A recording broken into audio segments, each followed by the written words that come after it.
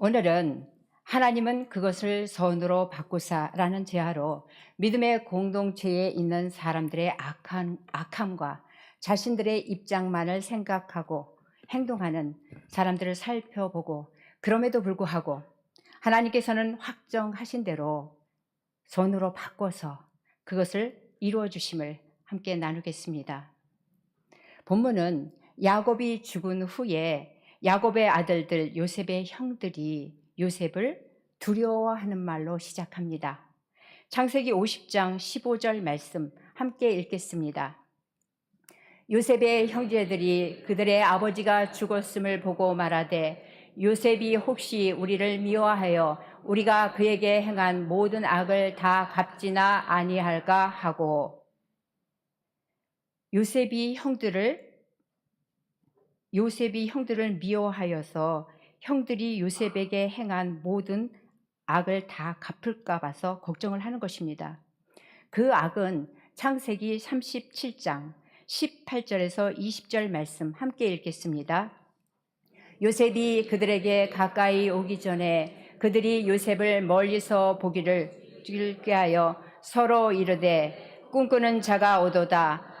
자, 그를 죽여 한 구덩이에 던지고 악한 짐승이 그를 잡아먹었다 하자. 그의 꿈이 어떻게 되는지를 우리가 볼 것이니라 하는지라. 요셉을 죽이는 것은 물론이고요, 요셉의 죽음으로 마음 아파할 늙은 아버지 야곱을 생각하는 것이 아니라 오히려 속이려는 계획까지 가지고 있습니다. 동생과 아버지가 불쌍하다는 생각은 추워도 없습니다. 다른 사람도 아니고 형제들인데 너무 악하지요. 조상의 하나님을 믿는 사람들인데, 믿음의 공동체 밖에 있었던 사람들이 아닌데 왜 이렇게 악한 마음으로 가득 차 있었을까요? 요셉의 형들은 요셉을 꿈꾸는 자라고 부릅니다. 그것은 요셉이 2번이나 꿈 이야기를 그 형제들 앞에서 합니다. 그러면 그 꿈 이야기만 듣고 요셉을 미워한 것일까요? 그렇지 않지요. 그 전에 이미 그들의 어머니들이 아버지인 야곱에게 사랑을 받지 못했던 것이, 그것이 자신들에게까지 이어져서 여전히 사랑을 못 받았다는 것입니다. 아버지인 야곱은 사랑했던 아내 라헬의 소생인 요셉만을 더 사랑했던 사실입니다. 말씀에는 노년에 얻었다고, 그 노년이 91살이었다고 합니다. 야곱의 입장에서는 너무나도 당연한 일이지요. 왜냐하면 그 라헬이 요셉의 동생 베냐민을 낳고는 바로 죽었으니까요. 그래서 더 안타까워서, 더 불쌍해서 사랑했던 아내의 소생인 요셉을 붙들고 벌벌 떨면서 하나님만을 의지하게끔 신앙으로 인도하였을 것입니다. 그뿐만이 아닙니다. 창세기 37장 3절 말씀 함께 읽겠습니다. 요셉은 노년에 얻은 아들이므로 이스라엘이 여러 아들들보다 그를 더 사랑하므로 그를 위하여 채색 옷을 지었더니, 요셉의 형들은 자신들이 아버지에게서 사랑받지 못한다는 현실에서 얼마나 많이 속상했겠습니까? 그런데 이제는 아버지가 더 드러내놓고 내가 요셉만을 사랑한다고 광고하는 것과 같은 것입니다. 그 당시에는 노동하기 편하게 하려고 소매가 없고 무릎까지 오는 옷을 입었다고 합니다. 그런데 요셉에게 해 입힌 옷은 이와 다르게 화려하고 길어서 노동하는 사람보다는 관리자가 입었던 옷이라고 합니다. 그러니까 그냥 이 요셉에게 옷을 해 입힌 것이 만천하에 나는 요셉만을 사랑한다 하고 그 편애한 모습을 광고한 것이지요. 그 채색 옷은 색깔 있는 채색 옷이 아니라는 것은 알고 계시지요. 그냥 손바닥 발바닥까지 이렇게 닿을 정도의 긴 겉옷이다, 이런 옷입니다. 그런데 안 그래도 이 요셉의 형들은 마음이 너무너무 아프잖아요. 아픈 마음에 소금을 착착 끼얹으면 어떻게 되겠습니까? 더 아프겠지요. 지금 요셉의 형들은요, 하나님을 믿는 믿음이 없습니다. 요셉의 형들은 하나님을 믿는 가족들과 함께 예배도 드리고 함께 봉사도 했습니다. 믿음의 공동체 안에 있었음이 보여지는 것은 창세기 33장 18절에서 20절 말씀 함께 읽겠습니다. 야곱이 밧단 아람에서부터 평안히 가나안 땅 세금 성읍에 이르러 그 성읍 앞에 장막을 치고 그가 장막을 친 밭을 세겜의 아버지 하몰의 아들들의 손에서 베크시타에 샀으며 거기에 제단을 쌓고 그 이름을 엘엘로에 이스라엘이라 불렀더라. 제단을 쌓습니다. 예배를 드렸다는 것이지요. 창세기 35장 6절에서 7절에서도 야곱과 그와 함께한 모든 사람이 가나안 땅 루스 곧 베델에 이르고 그가 거기서 제단을 쌓고 그곳을 엘베델이라 불렀으니 가족들이 함께 예배를 드렸습니다.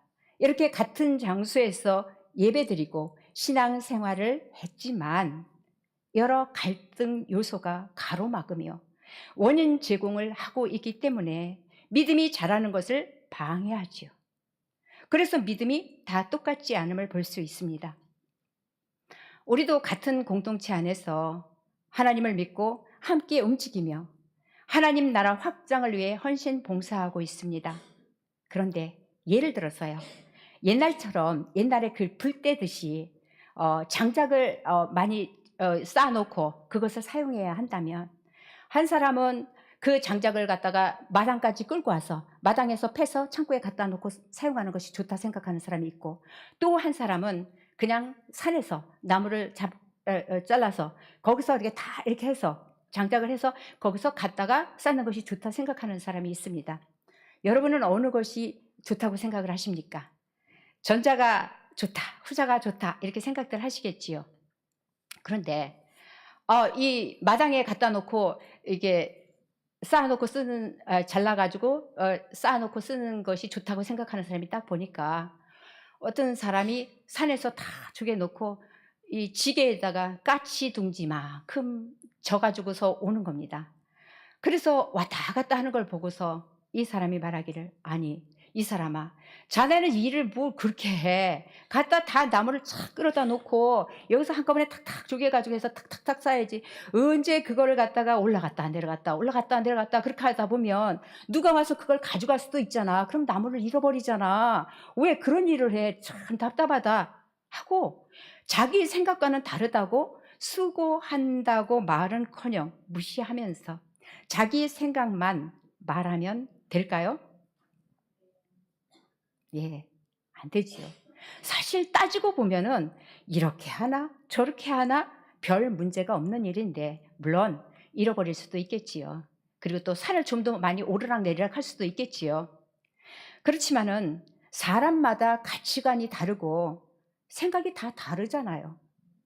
그런데 이렇게 말함으로 듣는 상대방은 어떨까요? 시험이 찾아오겠지요. 믿음이 자라는 사람들에게 시험이 찾아오면 그 다음부터는 어떻게 됩니까? 그 다음부터는 삐뚤게 보이고 삐뚤게 들립니다. 뭘 잘해줘도 웬일이야? 무슨 바람이 불었어? 무슨 일이 생겼나 봐? 웬 변덕이야? 이렇게 등등으로 왜곡되어 보이고 왜곡되게 들립니다. 그리고 그 것들이 막 겉으로 속으로 삐죽거리는 마음이 계속 생기는 거죠. 이게 점차로 쌓이면 어떻게 되겠습니까? 미워하게 되죠. 그래서 우리 믿음의 공동체에서도 외톨이가 되어 갈 수도 외톨이를 만들 수도 있습니다. 그래서 우리는 알아도 말조심, 행동 조심을 해야 합니다. 믿음이 성숙한 사람도 성숙하지 못한 사람도 사람은 천층만층 다 다르지요. 지금 야곱의 편애로 인해서 야곱 집안의 갈등 요소는 걷잡을 수 없이 쌓여갑니다. 요셉의 형들이 요셉을 죽이도록 미워할 뿐 아니라 늙은 아버지를 안타깝게 생각하지도 않습니다. 요셉은 점점 외톨이가 되어갈 수밖에 없는 상황이지요. 이것은 꿈꾸는 자가 오는도다. 처럼 꿈 이야기 들은 것만으로 미움이 쌓인 것은 아닙니다. 그 이야기만으로 죽일 정도가 된 것이 아니라는 것이지요. 창세기 37장 1절 2절 말씀 함께 읽겠습니다. 야곱이 가나안 땅 곧 그의 아버지가 거류하던 땅에 거주하였으니 야곱의 족보는 이러하니라. 요셉이 17세의 소년으로서 그의 형들과 함께 양을 칠 때에 그의 아버지의 아내들 비라와 실바의 아들들과 더불어 함께 있었더니 그가 그들의 잘못을 아버지에게 말하더라. 아마도 요셉은 어머니가 없으니까 아버지인 야곱은 서모인 실바와 비라가 돌보게 하면서 그의 이복 형들과 함께 거하면서 자라게 하였을 것입니다. 그런데 형들의 잘못을 아버지에게 일러 바쳤다는 것은 요셉이 이복 형들과 함께 있었지만 그 잘못된 일에는 함께 하지 않았다는 것입니다. 함께 거했으니까 정도 들고 사이도 좋을 법한데 그 잘못을 아버지에게 일렀다는 것은 그 잘못을 바로 잡고자 하는 요셉의 성품이라고 볼 수 있습니다. 이게 우리 그리스도인의 성품이지요. 그런데 문제는 이런 일이 한 번만이 아니라 계속 반복되는 일이 되니까 형제들은 아버지에게 더욱 혼나는 일이 많아졌을 것입니다. 믿음이 굳건하지 않은 사람은요, 어린 사람은요, 말을 해도 깨닫지를 못합니다. 변하지를 않습니다. 말을 하면 할수록 오히려 상처로 쌓이게 됩니다. 그러면 그 마음에 무엇이 차겠습니까? 미움이 차겠지요. 점점 그 마음에서 성령님이 거하실 공간이 없어지는 것입니다. 그러면 그 공간에 무엇이 들어찰까요? 그 사람들은 믿음의 공동체 안에 있어서 온갖 헌신 봉사를 해도 맨 마지막에 가장 불쌍한 사람이 될 수도 있습니다. 그래서 믿음이 성숙한 사람들은 그 사실을 깨닫게 되면은 그 상대방을 불쌍히 생각하고 기도를 해줘야 합니다. 더 이상 말을 하지 말아야 되지요. 우리가 상대방을 실족시킬 필요는 없잖아요. 요셉의 형들 마음은요, 이제 미움으로 가득 찼어요. 게다가 거기에 더하여서 창세기 37장 5절에서 9절 말씀 함께 읽겠습니다. 요셉이 꿈을 꾸고 자기 형들에게 말하매 그들이 그를 더욱 미워하였더라. 요셉이 그들에게 이르되 청하건대 내가 꾼 꿈을 들으시오. 우리가 밭에서 곡식단을 묻더니 내 단은 일어서고 당신들의 단은 내 단을 둘러서서 절하더이다. 그의 형들이 그에게 이르되 내가 참으로 우리의 왕이 되겠느냐, 참으로 우리를 다스리게 되겠느냐 하고 그의 꿈과 그의 말로 말미암아 그를 더욱 미워하더니 요셉이 다시 꿈을 꾸고 그의 형들에게 말하여 이르되 내가 또 꿈을 꾼즉 해와 달과 11별이 내게 절하여더이다 하니라. 미움이 더욱 증폭되었습니다. 형들 입장에서는 안 그래도 뭘 해도 미운데 왕이 된다는 꿈까지 꾸었다니 얼마나 미웠을까요? 그래서 요셉의 형들은 그 미움 덩어리인 요셉을 깨부숩니다. 그 꿈이 어떻게 되는지 볼 것이다 하면서요. 창세기 37장 23절에서 24절, 28절 말씀 함께 읽겠습니다.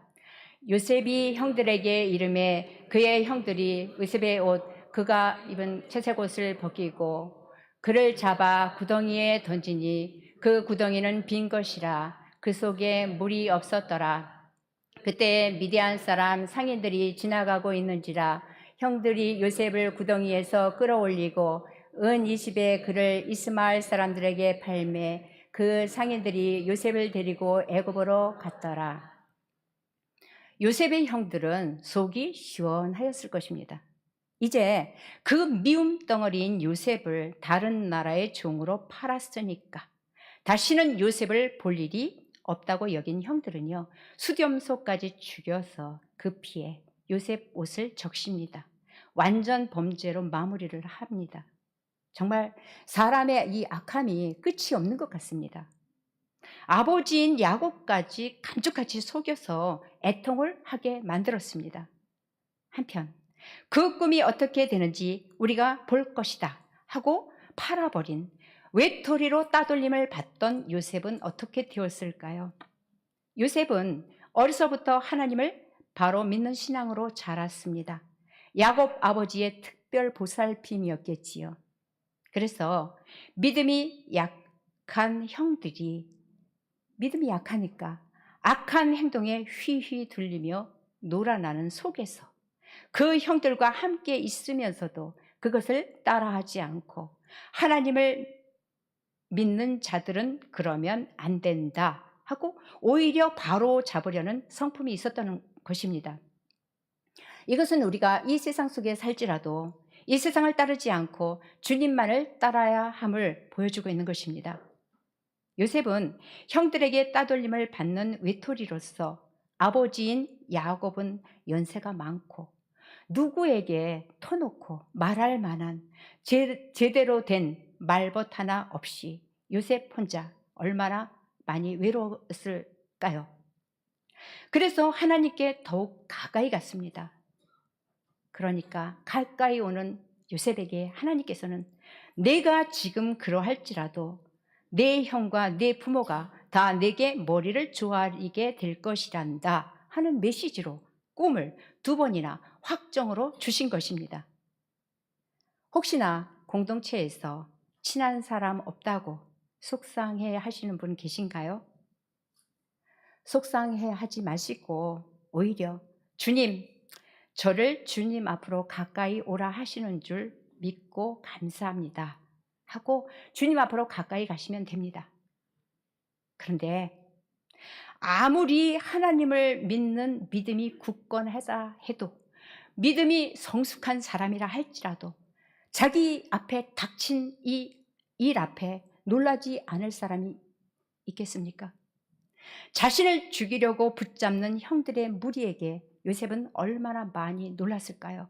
그리고 얼마나 많이 애걸했겠습니까? 살려달라고요. 아무리 믿음이 굳건한 사람도요, 현실에 닥친 이 어려움 앞에서 초연하게 있을 수 있는 사람이 있을까요? 믿음이 굳건한 사람은 비가 오는 곳에 있는데 비를 안 맞을 수 있습니까? 안개가 잔뜩 끼어 있는데 안개 뭉치를 안 맞을 수 있습니까? 세찬 바람이 부는 곳에 있는데 그 세찬 바람에 휘둘리지 않을 사람이 있을까요? 연약한 우리 육신을 가진 인생이면은 다 겪어야 하는 일들이기 때문에 어느 누구도 피할 수가 없습니다.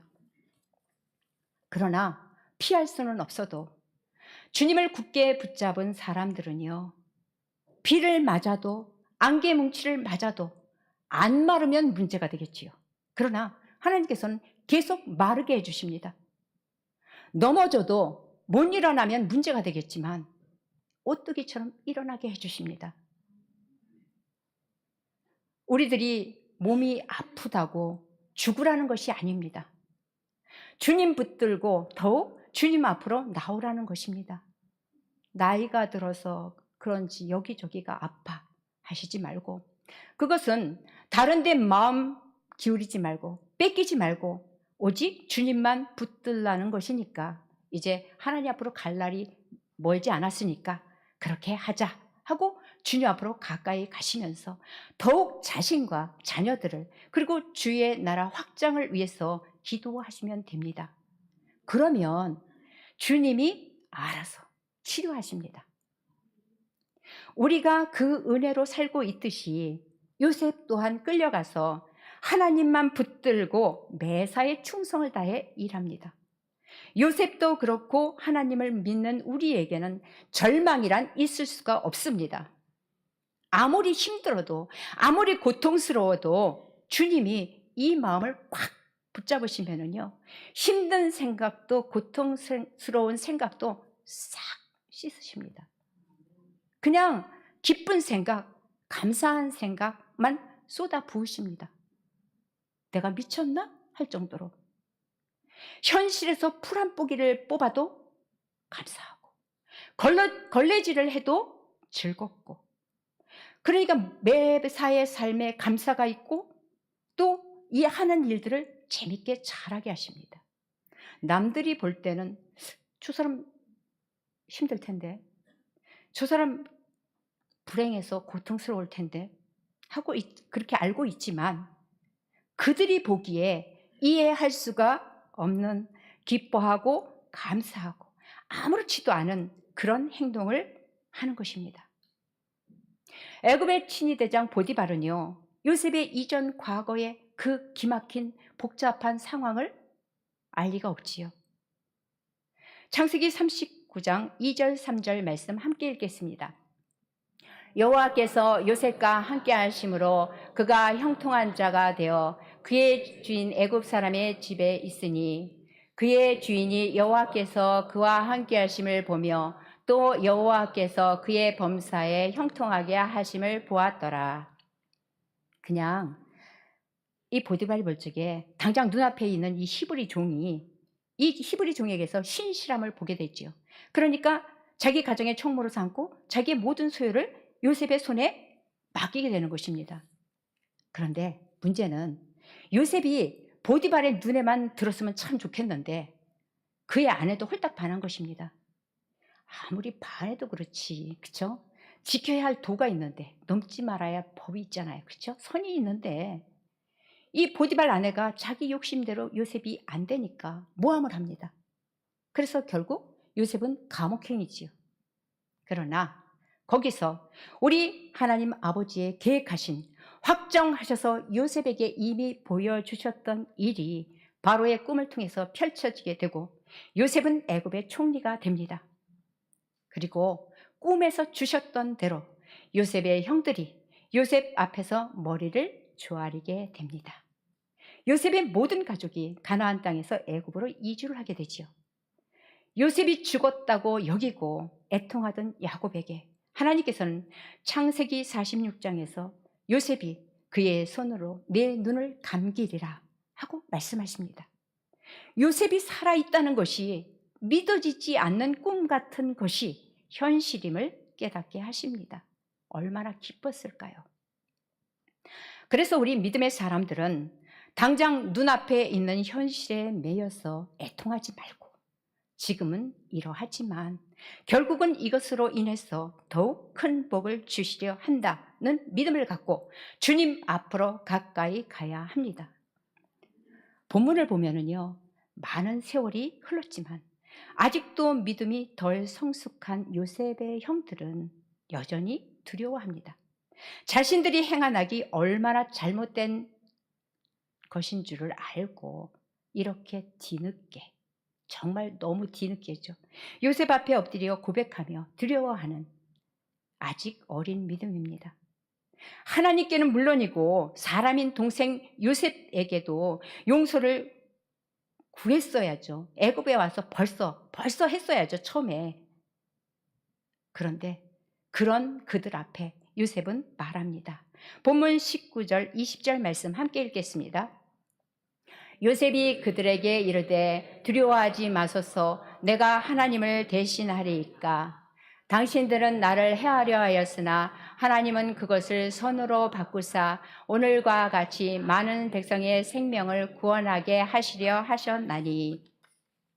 요셉은 인생의 삶 자체가 하나님 앞에 서 있는 것이고 하나님께는 모든 것이 있어서 하나님께서 원하시는 것을 사랑하는 자에게 다 바꿔주실 수도 있다는 것을 알고 있었던 것입니다. 우리 공동체 앞에도 우리 각자 개인들 앞에도 많은 일이 있으나 우리는 하나님의 자녀들입니다. 앞에 놓인 일들을 어떤 일이든지 두려워하지 말고 하나님께서는 나를 사랑하시니까 결국은 복되게 하실 거다 하고 주님 앞으로 더욱 가까이 가기를 힘쓰며 우리 앞에 있는 괴로움들, 슬픔들, 어려움들, 말하지 못하는 많은 것들이 있지요.